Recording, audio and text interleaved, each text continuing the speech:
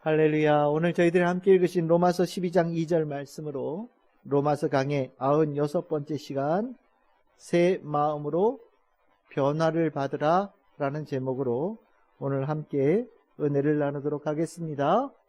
우리가 로마서 12장 2절 말씀을 가지고 3주째 말씀을 나누고 있습니다. 로마서 12장 2절에 있는 세 가지의 주제 중에 오늘 이제 마지막 세 번째 주제를 다룹니다. 하나님의 뜻을 분별하는 삶, 복음과 믿음이 우리들의 삶에 주는 놀라운 변화의 축복이다 라고 말씀을 드렸습니다. 그것에 우리가 지난주에는 그것을 위하여서 우리의 삶에 빼야 될 것, 이 세대를 본받지 않는, 이 세상의 가치관을 따르지 않는 그것을 내 삶에서 빼버리는 것에 대한 바울의 권면을 나누었고, 오늘은 그 다음으로 더하여질 것, 우리 가운데 있어야 될 것에 대한 부분을 나누고자 합니다. 오늘 더하여야 될 요소가 우리에게 무엇이냐? 새 마음으로 변화를 받는 것을 우리가 더하여야 된다라고 얘기를 합니다.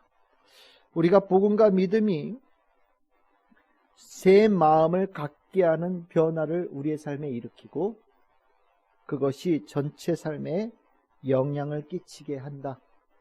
복음과 믿음이 그렇게 삶 전체에 놀라운 완전한 변화를 이룬다라는 것이 바울이 가르치는 내용이고, 그것을 우리가 수용하고 인정할 수 있어야 된다라는 것이 오늘 말씀에 초점이 있습니다.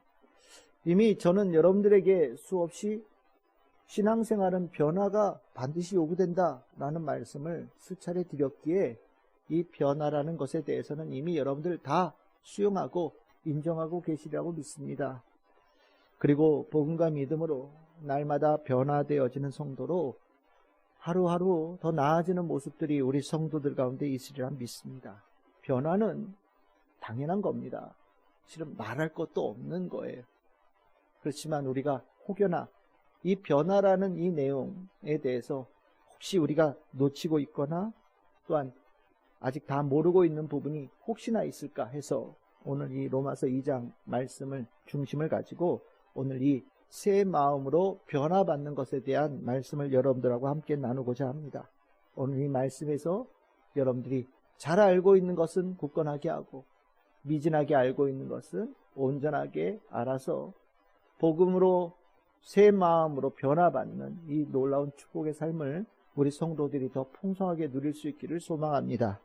오늘 그럼 이 말씀에 우리가 몇 가지 초점을 볼 수 있는데, 우리가 첫 번째, 우리가 변화라는 주제 안에서 눈여겨보아야 될 요소가 무엇이냐? 그것은 그리스도의 삶은 곧 변화의 삶이라는 것을 완전하게 인식하는 겁니다.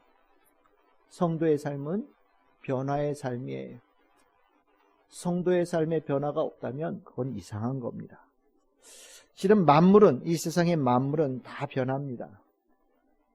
변하지 않는 것은 하나도 없습니다.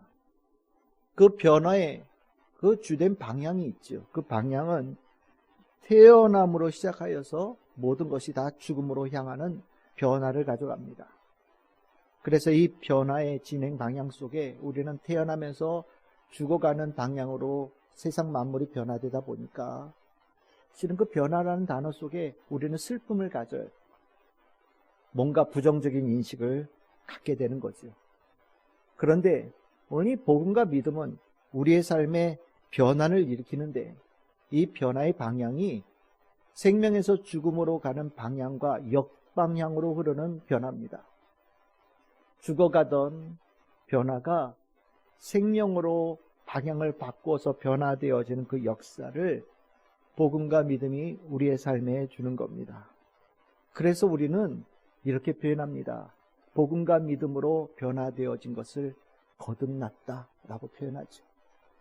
죽어가던 내가 생명에 충만한 것으로 완전히 바뀌어지는 것이 거듭남 아닙니까?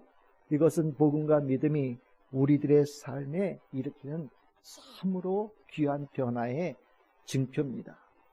우리가 그래서 그리스도인들에게 변화라는 단어는 부정적인 단어가 아니라 긍정적인 단어가 됩니다. 그리스도인에게 변화라는 단어는 성숙이 되어지고 성화가 되어지고 영화가 되어지는 단어가 이 변화라는 단어 속에 들어있습니다. 그리고 하나님께서 내가 너희를 변화시킬 것이다. 내가 너희들을 성숙의 변화를 일으킬 것이고 성화의 변화를 일으킬 것이고 영화의 변화를 일으키실 것이다 라는 하나님의 약속이 함께 동반되어집니다. 이 변화를 받다라는 이 단어가 헬라어로 메타모토시스라고 하는데, 이 메타라고 하는 것은 함께라는 뜻을 가지고 있어요. 그리고 모토시스라고 하는 것은 변화한다, 바뀐다라는 거거든요. 이 함께 변화한다라는 것이 무엇이냐면 어떤 일부가 좀 변하거나 약간의 수정이 가해지거나 뭔가 조금 개선이 되어지는 이런 변화가 아니라는 거예요. 모든 것이 변화되어지고 완전히 변화되어지고 질적으로 완전히 새로운 변화가 일어나고 새로운 탄생이 되어지고 근원적으로 새로운 존재가 되어진다는 것이 오늘 로마서 12장 2절에서 쓰고 있는 변화라는 단어 속에 있는 의미인 겁니다. 그래서 이 변화라는 단어에 대해서 우리가 깊이 알기 위해서는 이 단어가 성경에 한 4번 정도 쓰였거든요. 그 12장 2절을 제외한 한 3번 정도 쓰였는데 그 용례 중에 이 단어가 하나님께서 우리에게 변화라는 단어를 얘기하실 때 중요한 포인트가 돼요. 그게 뭐냐? 마태복음 12장 2절 그리고 병행 구절인 마가복음 9장 2절에서 3절에 나오는 말씀이에요. 그들 앞에서 변형되셨다. 이 그들은 제자들이죠. 그리고 변형되신 분은 예수님입니다. 그 얼굴이 해같이 빛나고 옷이 빛과 같이 휘어졌다 라고 성경에 기록합니다. 마가복음에서는 그 높은 산에 올라가셔서 그들 앞에서 변형되셨고 그 옷이 광채가 나고 세상에서 빨래하는 자가 그렇게 희게할 수 없을 정도로 매우 휘어졌다라고 우리에게 전해줍니다. 이 변화되어진 예수님의 이 변화의 사건을 아주 성경에서는 인상적인 사건으로 우리에게 전해줍니다. 그래서 보통 이것을 변화산 사건이라고 우리가 보통 이야기를 하죠. 이 예수님의 이 변화라는 단어가 로마서 12장 2절에 쓰여져 있는 이 변화예요. 이 변화산 사건이 왜 중요하냐? 예수님께서 제자들을 데리고 예루살렘으로 가고 있어요. 예루살렘에 가고 있는 그 과정에서 일부의 제자를 데리고 산에 올라가셨는데 그 예수님 안에 겉으로 보기에는 그냥 똑같은 사람의 몸을 입고 예수님께서 사셨잖아요. 지금 예수님은 살아가는 내내 공생의 기간 동안에 많은 기적과 이적을 베푸시기도 하셨지만 또 이렇게 다른 쪽으로 바라보면 매일같이 이리 치이고 저리 치이는 삶을 사셨던 분이 예수님이십니다. 뭐 인자는 머리 둘 곳도 없다라고 말씀하실 정도로 하루 편안하게 주무실 수 있는 삶도 주어지지 않았고 정말 산의 진미를 즐기는 많은 권력자들에 비해서 예수님께서는 배고픔을 늘 달고 사셨던 분이셨거든요. 그래서 제자들이 안식일날 가면서 이삭을 이렇게 거두어서 식기니를 장만해야 될 정도로 예수님은 드시는 것들도 그렇게 변변치 않게 드시는 일들이 허다한 분이셨습니다. 세상의 권력에 늘 괴롭힘을 당하다 보니 대적들이 늘 주변에서 함께 동행하는 일들도 있었고요. 예수님을 겉으로 본다면 참 비루한 그리고 참으로 참 비천한 삶의 모습을 예수님께서 보이신 거예요. 육신의 몸을 입고 계신 예수님은 그런 분이셨습니다. 그런데 산에 올라가서 예수님께서 다른 존재를 제자들에게 보이신 거예요. 똑같은 육신을 가지고 있는 예수님인데 이 안에 있는 빛, 우리가 흔히 얘기하는 신성이라고 얘기하시죠. 하나님의 그 신성이 예수님 안에 있고 그 예수님 안에 있는 하나님의 신성이 예수님의 삶을 육신을 뚫고 바깥으로 표출되어졌다는 겁니다. 같은 육신인데 같은 육신을 가지고 계신 예수님인데 그 예수님이 완전히 다른 존재로 세상의 가장 비천한 삶의 모습에서 가장 영화로운 삶으로 변화되어지는 그 모습이 제자들 앞에 나타났는데 그 극적인 가장 이 비천한 모습에서 가장 영화로운 모습으로 완전히 다른 존재가 되어질 때 어떤 단어를 쓰느냐? 이 변화되어졌다, 변형되어졌다라는 단어를 쓴다라는 거예요. 그러면 이것을 로마서 12장 2절로 다시 돌아가면 복음과 믿음으로 구원받은 성도들이 새 마음으로 변화를 받는다라고 얘기하는데 이 변화는 누가 받는 겁니까? 예수님이 변화 받는 거 아니잖아요. 구원받은 성도들에게 이 단어를 적용하고 있는 거예요. 예수님께 일어났던 그 변화, 변형이 성도들에게 일어난다라고 바울이 가르치고 있는 거예요. 즉, 성도들에게 예수님께서 일어났던 이 변화가 동일하게 일어나는 역사가 무엇을 통해서 일어나느냐? 복음과 믿음을 통하여서 삶에 나타난다라는 것이 바울이 가르치는 중요한 초점이라는 겁니다. 여러분들, 이 변화의 삶이 우리 성도들에게 당연하게 있는 거예요. 성도들의 삶에 이 예수님께서 완전히 달라지는 이 변화의 삶이 성도들에게도 마땅히 하나님께서 일어날 것이라고 약속하신 내용이라는 겁니다. 여러분들, 예수님의 삶, 변화 그 자체 아닙니까? 말씀이, 하나님의 그 진리의 말씀이, 창조의 말씀이 육신을 입어서 이 땅에 오셨지요. 변합니다. 그 육신을 입은 예수님께서 실은 때때로 그의 말씀과 그의 기적과 이적이 특별함이 나타났어요. 그래서 그것을 바라보는 사람들은 예수님의 그것을 표적이라고 표현합니다. 하나님의 신성, 특별한 능력이 나타나는 사건이라고 표현하는 거예요. 그 사건이 나타날 때마다 똑같은 예수님이 완전히 다른 사람으로 보이는 거거든요. 그래서 많은 경우에 하나님의 아들이다, 하나님께서 보내신 사람이다라고 사람들이 인정할 정도로 예수님이 그들의 눈에 완전히 다른 모습으로 나타나는 거예요. 이것뿐입니까? 아까 얘기했던 변화사의 사건도 대표적인 사건이 되어질 것이고, 십자가에 달리셔서 죽으신 다음에 부활하신 모습으로 제자들 앞에 나타나신 모습은 이 변형되어짐의 전형적이고 가장 극적인 사건이 되는 거 아니겠습니까? 예수님의 삶은요, 우리들의 삶에 변화가 일어날 수 있다는 것을 온 삶으로 보여주신 거예요. 그리고 그 삶을 보여주시면서 내가 너희들에게, 믿는 너희들에게 이 삶을 주고 싶다, 주기를 원한다, 내가 너희들에게 반드시 이것을 이루겠다, 이루게 한다 라는 선언을 하신 그 삶이 예수님의 삶이었다라는 겁니다. 맞아요. 예수님께서 변화의 삶으로 이 땅에 오신 것은 예수 믿는 모든 사람들에게 이 변화의 축복을 주시기 위함입니다. 그래서 하나님 만나고 예수님 만나고 성령님 만나고 말씀이 충만하면 변화되어져요. 변화되어지게끔 되어져 있다라는 거예요. 그것을 어떻게 할 수 있느냐? 우리 지금 수요예배 출애굽기 말씀 나누잖아요.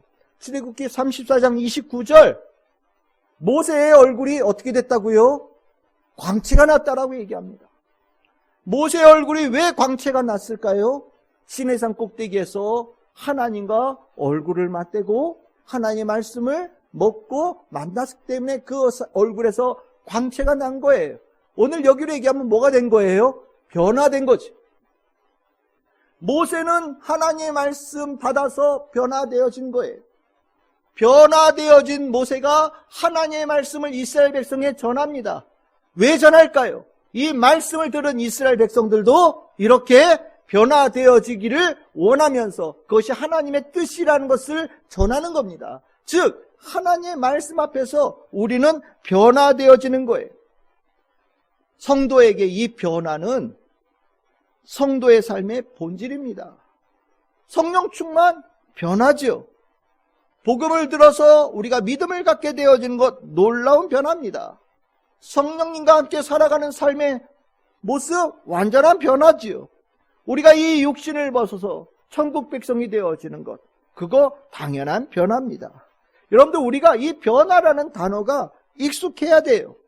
이 변화라는 단어를 당연하게 여길 수 있는 성도들이 되어져야 됩니다.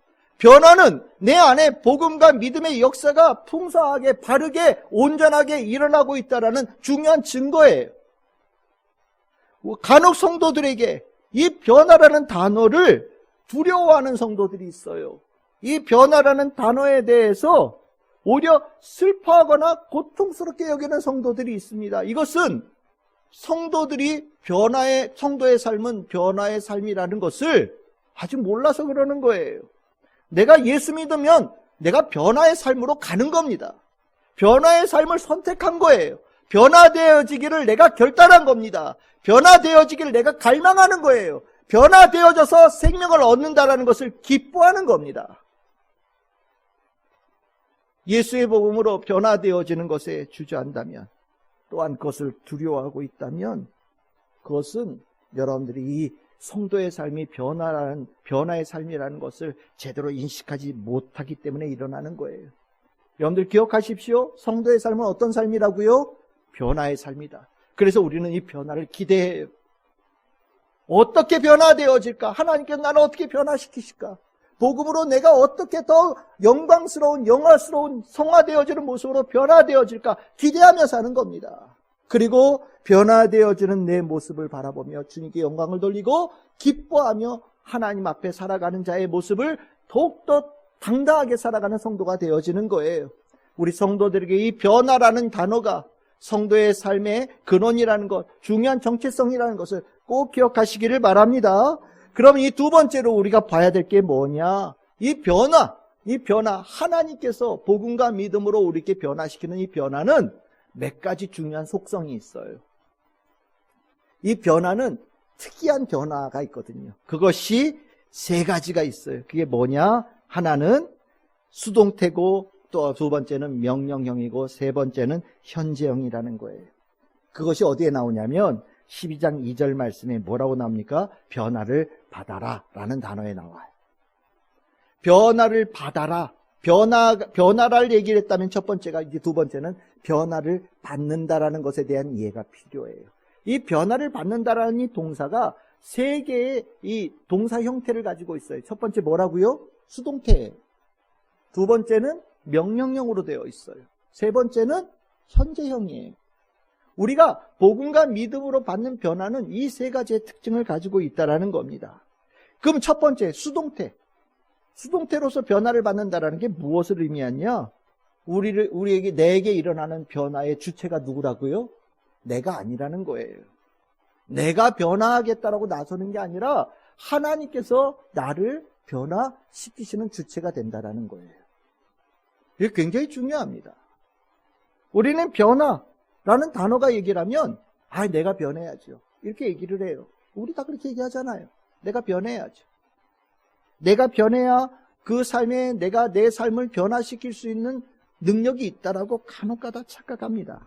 그런데 내가 변화 주체가 될 수 있느냐? 안 돼요. 변화는 내가 바꾸려고 하니까 너무 고통스러운 게 되는 겁니다. 변하는 게 그냥 됩니까? 필요 없는 거 도려내야 되고요. 쓸데없는 거 잘라내야 되고요. 색깔도 바꿔야 되고요. 내가 이전에 있던 것을 다 버리고 새로운 것을 취해야 되는데 얼마나 어려워요. 변화라는 단어가 굉장히 가까운 단어 같지만 엄밀하게 얘기하면 변화라는 단어는 굉장히 힘든 단어입니다. 그러다 보니 내가 변화한다라고 나서고 난 다음에 얼마 가지 않아서 어떤 일이 벌어집니까? 주저앉아요. 변화에 대해서 내가 지치거든요. 내가 변화하려고 노력하다 보니까 잘 안 되는 거예요. 그러다 보니 변화가 늘 마음은 먹지만 실패하지요. 그런데 사도 바울은요, 우리에게 복음과 믿음이 일으키는 변화는 내가 변화하겠다라는 그것과 차원이 다르다라고 얘기를 해요. 왜? 내가 변화의 주체가 되는 것이 아니라 하나님께서 내 삶에 일으켜주시는 축복이 되기 때문에. 여러분들 복음과 믿음으로 되어 산다라는 거, 성도가 됐다라는 거 무슨 의미입니까? 거듭났다라는 게 무슨 의미입니까? 더 이상 내 삶에 내가 주인으로 서지 않겠다라는 서약을 하는 거예요. 내가 내 삶의 주인으로 사는 삶은 죽었습니다. 이제부터 내 삶은 나를 살리신 주님, 하나님을 주님으로 모시고 사는 삶으로 변화되었습니다. 라는 결단이에요. 여러분들 그 거듭남을 우리는 사람들 앞에서 내가 거듭난 자로 살겠다, 앞으로 그렇게 삽니다라고 사람들 앞에서 다 서약했어요. 그게 뭡니까? 세례식이죠. 나는 내가 나의 삶의 주인으로 사는 것을 오늘로 끝냅니다. 오늘서부터는 죽고 다시 태어난, 하나님으로 다시 태어난 자로 삽니다. 하나님께서 내 삶의 주인이 되십니다. 라고 선언하는 거예요. 그리고 그렇게 살아가야 되는 거예요. 내 삶의 주인 하나님이니 내 삶을 주관하시는 분이 누가 되시는 겁니까? 하나님이 되는 거죠. 하나님의 손에 내 삶을 다 맡기는 거예요. 하나님께 내 모든 것을 위탁하는 겁니다. 그러면 하나님께서 내 삶을 주님께서 만들어 가시는 거예요. 나는 하나님께 맡기면 돼요. 내 삶의 모든 것을 하나님의 손에 드리면 되는 겁니다. 그러면 하나님께서 내 삶을 아름답게 변화시켜 가시는 거예요. 이 변화라는 단어 신약성경이 4번 나온다고 그랬는데 아까 2번 말씀드렸잖아요. 그리고 12장 2절 있잖아요. 그럼 한 번 어디가 더 나오느냐? 고린도후서 3장 18절이에요. 고린도후서 3장 18절에 이 변화라는 단어가 나오는데 그와 같은 형상으로 변화하게 될 것이다. 그런데 이 변화는 어떻게 된다고요? 뒤에 어떻게 나온다고 되어 있습니까? 주의 영으로 말미암음이니라. 우리가 주님의 형상으로 닮아가는 변화가 일어나는데 그 변화를 일으키는 것은 우리 보고 하라고 하지 않아요. 누가 하신다고요? 주의 영이 성령께서, 다른 말로 하면 하나님께서 하신다라는 거예요. 우리가 이 부분을 자꾸 놓쳐요. 내가 변화하려고, 내가 변하겠습니다. 내가 변화하겠습니다. 우리가 세상 사람들처럼 자꾸 내가 내 삶에 뭔가 능력 있는 사람처럼 자꾸 생각을 해요. 그리고 나니까 좀 있다가 지쳐 쓰러지고 그리고 머리에 각이 되는 거예요. 나는 변화되어지는 게 힘든 사람이야. 나는 변화라는 단어만 들으면 지긋지긋해. 누군가 나에게 당신이 변화되어져야 됩니다 라고 얘기하면 제가 나한테 욕하네? 이렇게 듣는단 말이죠. 근데 그렇지 않아요. 복음과 믿음을 내 안에 가졌다라는 것은 하나님의 손에 내가 맡기는 거예요. 그게 끌려가는 겁니다. 그러면 어떻게 되느냐? 주의 영께서 나를 나도 모르게 변화시켜가는 일들을 만드신다라는 거예요. 그걸 못해서 실질적으로 복음과 믿음에 우리들의 삶에 놀라운 이 예수 그리스도의 놀라운 변화의 축복을 내가 풍성하게 누리지 못하는 거예요.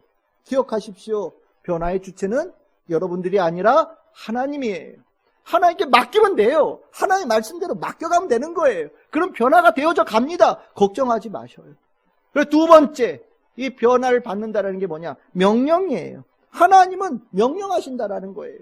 변화는 내 선택이 아닙니다. 변화될 거냐 말 거냐 내가 선택할 수 있는 문제가 아니에요. 하나님은요, 날마다 우리에게 말씀하셔요. 뭐라고요? 변화되어라! 라고 말씀하신다라는 거예요. 그럼 우리는 뭐 해야 됩니까?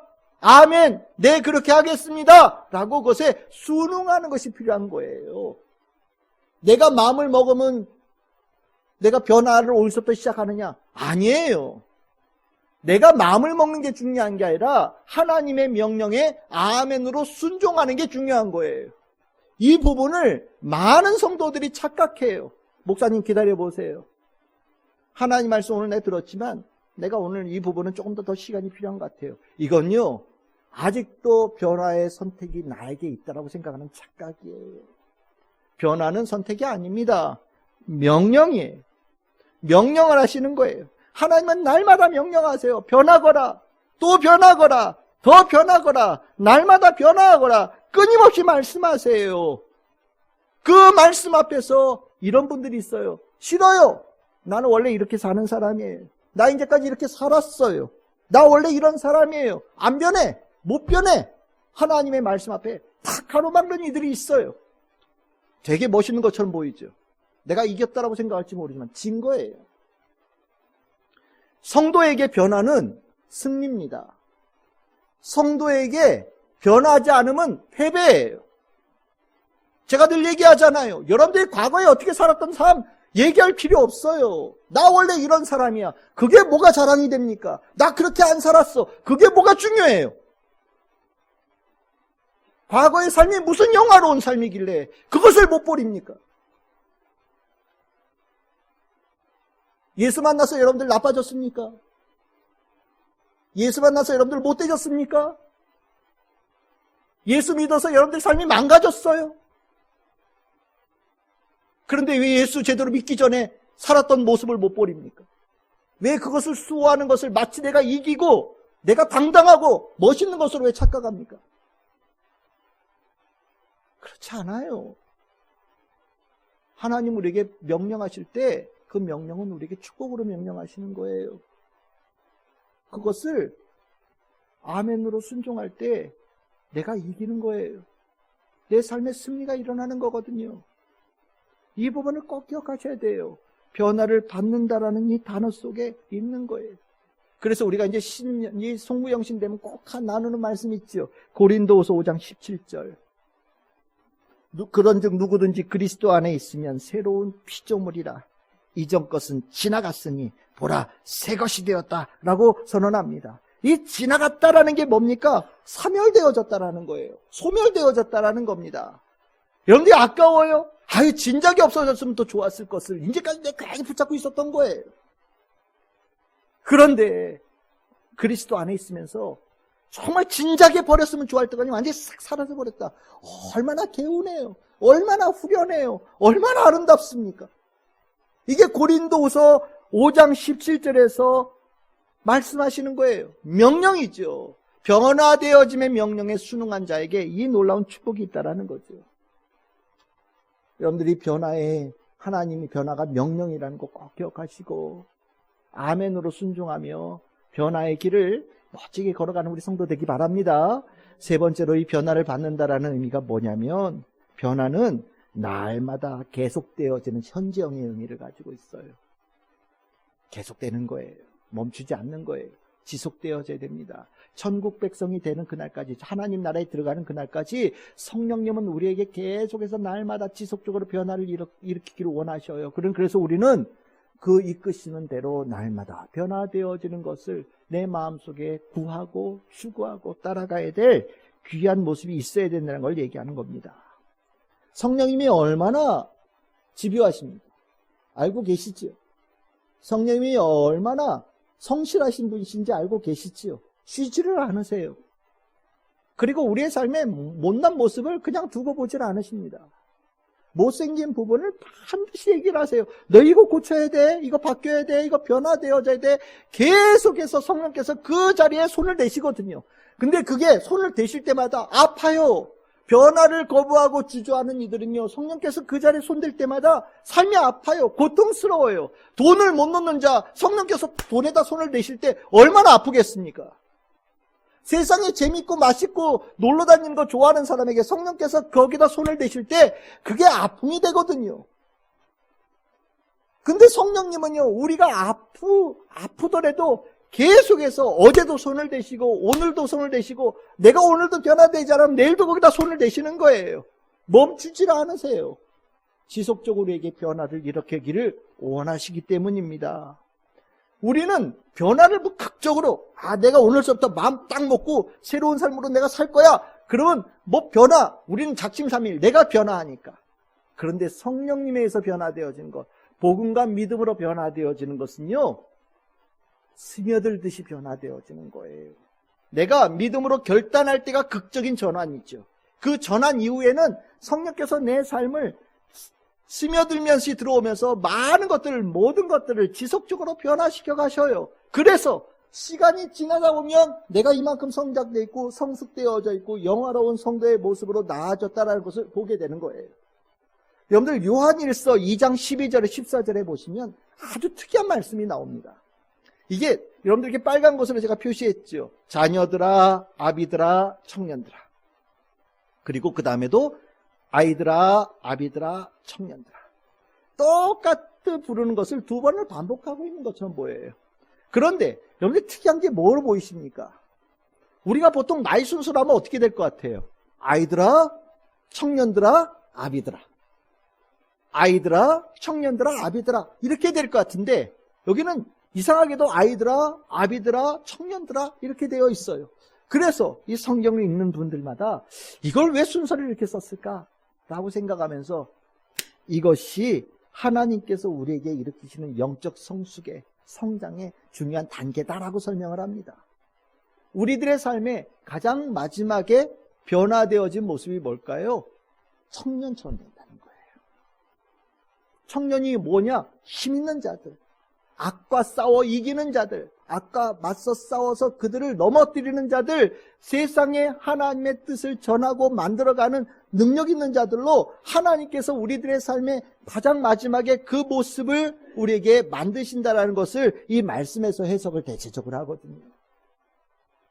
여러분들 아이에서 아버지로 청년 되어지는 과정이 얼마나 오랜 시간이 걸려요? 그치? 한참 걸리지요?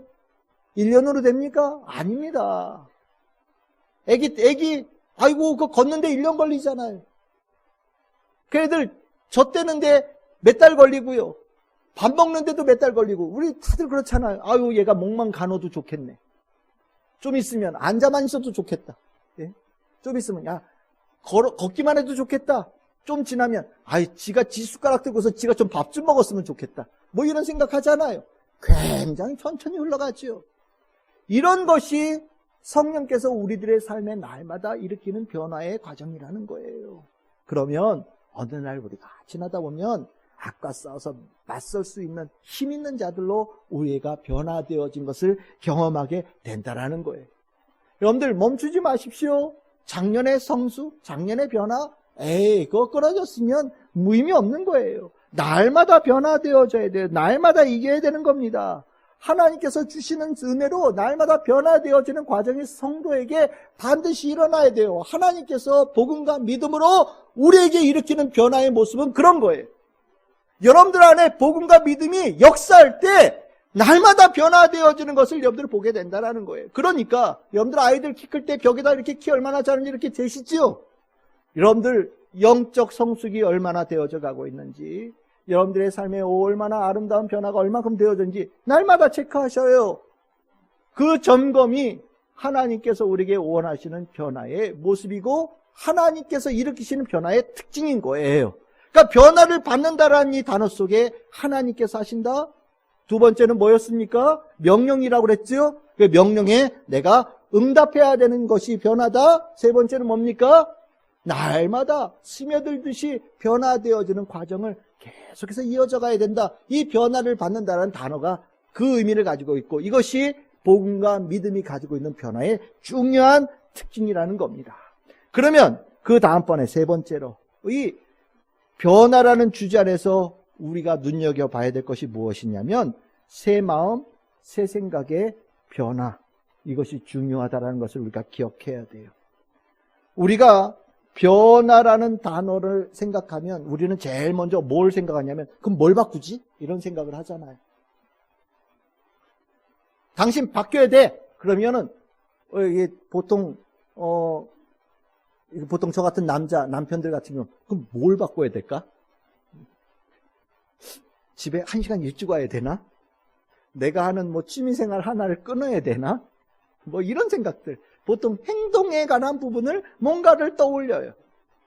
그런데 그 행동을 바꿔서는요, 날 셉니다. 행동은요, 수만 가지거든요. 이것도 바꾸라고 그랬는데 좀 있으면 이것도 바꿔야 된다고 그러고 저것도 바꿔야 된다고 이것도 바꿔 자꾸 요구하니까 나중에 막 지쳐요. 막 목록이 줄어들지가 않아요. 계속 늘어납니다. 행동을 바꾸려면 날 세는 거예요. 하나님께서 복음과 믿음으로 우리들의 삶의 변화시킬 때 행동을 바꾸는 걸 원하시냐? 아니에요. 더 근원적인 부분으로부터 시작하셔요. 그게 뭐냐면 마음을 바꾸는 거예요. 생각을 바꾸는 겁니다. 생각을 바꾸고 마음을 바꾸면 행동은 저절로 따라오는 거예요.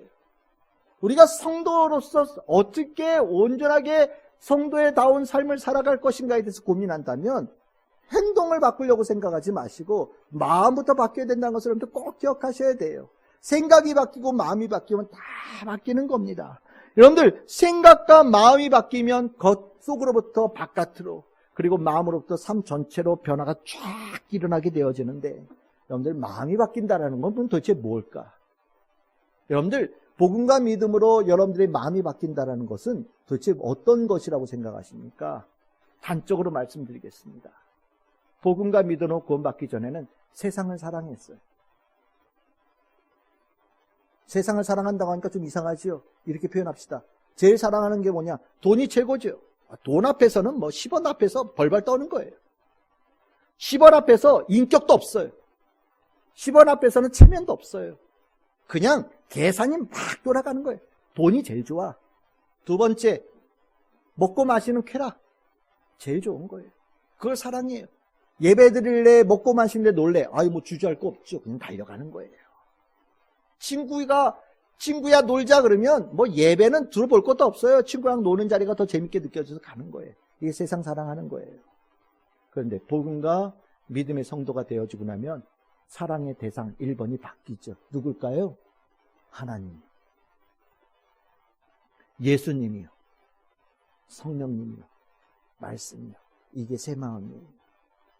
우린 새 마음 가지라 그러면 각오를 새로 가지세요, 이 생각으로 생각할 거예요. 다짐을 새로 합시다. 가슴에 손을 얹고 새로운 다짐을 합시다. 얘기할 텐데, 아니, 그게 아니에요. 새 마음이라는 것은 사랑해야 될 존재를 사랑하는 것. 내가 마땅히 내 사랑을 전해야 될 그 방향으로 내 사랑의 방향을 확정하는 것. 내가 반드시 사랑해야 될 그 존재를 놓치지 않는 것. 이것이 성경에서 말하는 새 마음이에요. 하나님 사랑하면 다 되죠. 하나님 사랑하면 행동은 그 다음에 나아가는 거예요.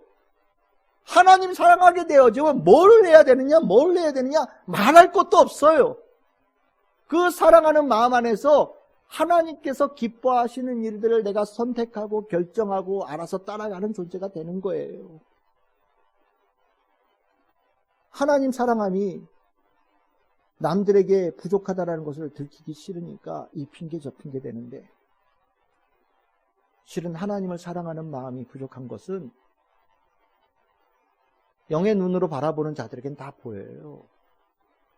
하나님을 사랑하지 않는 자들이 선택하는 모습들이 거의 일관적으로 나타나거든요. 하나님을 사랑하지 않는 자들은요, 정말 핑계가 수백 가지예요. 이래서 못하고 저래서 못하고 이래서 안 하고 저래서 안 하고, 누구 때문에 저 때문에 다 얘기하죠. 그 사람 누구 때문에, 어떤 물건 때문에 일어나는 것 같아요? 아니에요. 그냥 단적으로 말씀드릴게요. 여러분들, 하나님 사랑하지 않아서 일어나는 일들이에요. 아프겠지만 우리가 이 말씀은 공유해야 돼요. 저도 느끼는 바니까요. 여러분들, 디도서 3장 5절에 새롭게 한다라는 것에 대한 이 단어가 새롭다라는 단어가 한 번 더 등장하거든요. 디도서 3장 5절에 보시면 이렇게 합니다. 우리를 구원하시되 우리가 행한 바 의로운 행위로 말미암지 아니하고 오직 그의 긍휼하심을 따라 중생의 씻음과 성령의 새롭게 하심으로 하셨다라고 얘기합니다. 성령의 새롭게 하셨다라는 이 새로움이 로마서 12장 2절에 나오는 새 마음, 새로운 마음, 그 새로움과 같은 단어예요. 새롭다라는 게 어느 정도를 얘기하냐? 거듭남을 얘기하는 겁니다. 거듭난 자, 하나님 사랑하는 자. 세상을 사랑하지 않고 하나님을 사랑하는 자가 이 새로움이라는 단어 속에 있는 거예요. 이 새로운 마음이 되어지면 어떤 일이 하냐? 아까 말씀드렸잖아요. 핑계하지 않아요. 고린도전서 10장 31절. 우리가 이 말씀 잘 알죠. 그런즉 너희가 먹든지 마시든지 무엇을 하든지 다 하나님의 영광을 위해서 하라. 잘못 생각하면 이걸 먹으면 하나님을 영광을 위해서 하는 건가? 이걸 하면 하나님의 영광을 위해서 하는 거 착각해요. 그 얘기 아니에요. 하나님을 영광을 위해서 사는 자, 하나님을 사랑하는 자가 되어지면 무엇을 하더라도 하나님께서 기뻐하시는 것을 하는 자가 되어지고, 무엇을 먹어도 하나님께서 허용하신 것을 먹는 자가 되어지고, 어디로 가든지 하나님께서 허락하신 땅으로 간다라는 거예요. 하나님을 사랑하는 마음이 되어지면 나머지 이런 조건들은 별로 중요하지 않은 모습으로 확정되어진다는 것을 얘기하는 거거든요. 행위를 얘기하는 게 아니에요. 마음을 얘기하는 겁니다. 변화가 뭐냐? 새 마음을 갖는 거예요. 하나님 사랑하는 마음을 갖는 거예요. 복음과 믿음이 우리를 그렇게 만들어 간다라는 거예요. 복음과 믿음이 내 안에 충만하게 채워질수록 머리가 똑똑해지는 것이 아니라 하나님을 사랑하는 마음이 커진다라는 거예요. 깊어진다라는 거예요. 그것이 새 마음이라는 겁니다. 그것은 세상에서 말하는 변화가 아니에요. 죽음에서 생명으로 거꾸로 거슬러 가는 변화가 일어나는 거고요. 오직 하나님께로부터만 일어나는 변화가 되는 거예요. 이게 바로 로마서 12장 2절에서 말하는 새 마음으로 변화를 받는다는 얘기입니다. 우리가 이 변화라는 단어에 잘 안 된다고 얘기하는 분들 계셔요. 왜 잘 안 되냐? 여러분들 이제 연말 되고 연초 되면 우리 이제 여러분들 중에도 그런 분들 계실지 모르겠어요. 기도원 가서 기도해야지. 혹시 있으십니까? 네. 혹시 여러분들 부흥회 갔다 오면 막 마음이 뜨거워요. 너무 좋죠. 내가 하나님 말씀대로 살아야 되겠다는 말씀 막 먹어요. 근데 며칠 가지 않아서 후 이렇게 꺼지는 경우들이 있어요. 왜 그럴까요? 영적 양식이 보급이 끊어져서 그래요. 여러분들 군인들 전쟁터에 나가면 앞에 용맹의 군사가 아무리 있어도요, 보급이 안 되면 전쟁을 못 합니다. 먹을 거 줘야죠. 그치요? 싸우죠. 탄약이 가야죠. 포탄이 가야죠. 연료가 가야죠. 그래야 싸우는 겁니다. 비행기 뭐 몇 주짜리 있어도 기름 없으면 못 뜨잖아요. 폭탄 없으면 날면 뭐예요? 떨어뜨릴 뭐 싸울 무기가 없는데 그게 무슨 소용이 있겠어요? 보급이 굉장히 중요한 거예요. 전쟁의 보급은 너무너무 중요한데 이것이 영적 전쟁에도 똑같고 신앙의 성숙과 변화에도 당연히 중요한 거예요. 왜 나는 부흥회 갔다 오고 기도원 갔다 오면 너무 좋은데 며칠 안 돼서 훅 꺼질까? 보급을 안 하니까. 충만하게 내가 변화되어 주시는 하나님의 말씀의 복음이 일어나지 않으니까. 먹지를 않으니까. 그런 일이 일어나는 거예요. 영의 양식은요, 내 안에 이 복음이 충만해지는 것이 꼭 필요해요. 그래야 변화가 일어나는 거예요. 여러분들 예수님 앞에 나왔던 사람들 중에 요한복음 6장 27절에서 29절 예수님께서 많은 사람들 먹이니까 육신의 양식을 예수님께 바라면서 예수님 앞에 막 나오는 사람들이 계속 있었던 거예요. 그러니까 예수님께서 뭐라고 그러시느냐? 얘들아, 너희들 썩을 양식을 위하여서 이렇게 애쓰냐? 정말 너희들에게 중요한 것은 너희들의 배를 부르게 하는 양식이 아니라 영의 양식을 보급받는 거다. 너희들이 육의 양식을 위해서 이렇게 애쓰는 것만큼 영의 양식을 위해서 애써야 된다. 아니, 육의 양식을 위해서 애쓰는 것보다 영의 양식을 위해서 애씀이 더 커야 된다. 구하는 것이 더 커야 된다. 라고 예수님께서 말씀하신 거거든요. 영의 양식이 뭡니까? 말씀이죠. 말씀 읽어야 돼요. 그 말씀이 무슨 뜻인지 연구해야 됩니다. 그 말씀, 오늘 나에게 주신 말씀을 내 머릿속에 넣어야 돼요. 암송해야 돼요. 그리고 성경 피지 않더라도 하루를 살아가면서 그 말씀을 소가 되새김질하듯이 계속해서 끌어올리면서 새롭게 맛을 느끼고 그 은혜를 누리면서 그 힘으로 살아간 성도들이 되어져야 돼요. 이 영의 양식의 복음이 내 안에 있을 때 복음과 믿음이 나를 제대로 변화시켜 간다라는 거예요. 변화의 축복을 성도들이 누리게 된다라는 겁니다. 너무너무 중요한 건데 혹시 여러분들 중에 주일날 말씀 오늘 우리 딱 한 절 읽었죠? 이걸로 한 주간의 말씀 땡치는 분들 혹시 계십니까? 성경책은 10년 전에 준 성경인데도 아직도 새 책처럼 빳빳한 성경으로 자랑스럽게 들고 다니는 성도님들 혹시 계십니까? 저는 그 귀해가지고요 못 펴보겠어요. 혹시 여러분들 계셔요? 그러지 마세요. 그리고 어떻게 살아요? 그리고 어떻게 삽니까? 하나님께서는 여러분들에게 복음과 믿음으로 변화시키기를 간절히 원하시는데 먹지를 않으니 어떻게 변화가 일어나겠어요? 내가 변화되는 게 아니라 하나님께서 변화시킨다니까요. 말씀을 읽는 자에게 변화의 역사가 일어난다니까요. 하나님께서 그 축복을 주신다니까요. 말씀을 읽으면 날마다 변화시키는 일을 하나님께서 하신다니까요. 읽으셔요. 매일같이 말씀 한 구절을 읽어서 머릿속에 넣으셔요. 마음속에 품으셔요. 하루 온종일 그 말씀을 되새김질하시면서 사시길 바랍니다. 그 말씀의 능력이 얼마나 귀한지 몰라요. 오늘 사도 바울은 변화가 그런 거다라고 가르치고 있어요. 저는 우리 참 즐거운 게 성도가 이 변화로 참으로 아름답게 성숙되어져 가는 성도들 다 되어지고 있고 또 앞으로도 더 변화되어지는 아름다움이 풍성하게 일어나는 성도들이 되어지기를 소망합니다. 우리가 성경을 읽을 때 요한일서 5장 20절 우리가 아는 것은 알아야 될 것은 하나님의 아들이 이르러 우리에게 지각을 주사 우리로 참된 자를 알게 하신 것과 또한 우리가 참된 자 곧 그의 아들 예수 그리스도 안에 있는 것이니 그는 참 하나님이요 영생이니라. 알아야 될 것이 이것이라는 거예요. 여러분들 성경 말씀을 묵상하면서 이것으로 연결하시길 바랍니다. 참된 것, 생명, 하나님, 예수님, 성령님에 관한 깊은 지혜를 깨달아가는 말씀의 묵상의 그 핵심을 놓치지 않는 우리 성도들이 되어질 때 이 말씀이 진리가 되어서 여러분들을 자유케 할 것이고 이 하나님의 말씀이 여러분들에게 능력이 되어진 축복의 성도들 되리라고 믿습니다. 이제 말씀을 정리하겠습니다. 오늘 이 말씀 유진 피터슨 목사님이 번역한 메시지 성경에 요 단락을 이렇게 표현하고 있습니다.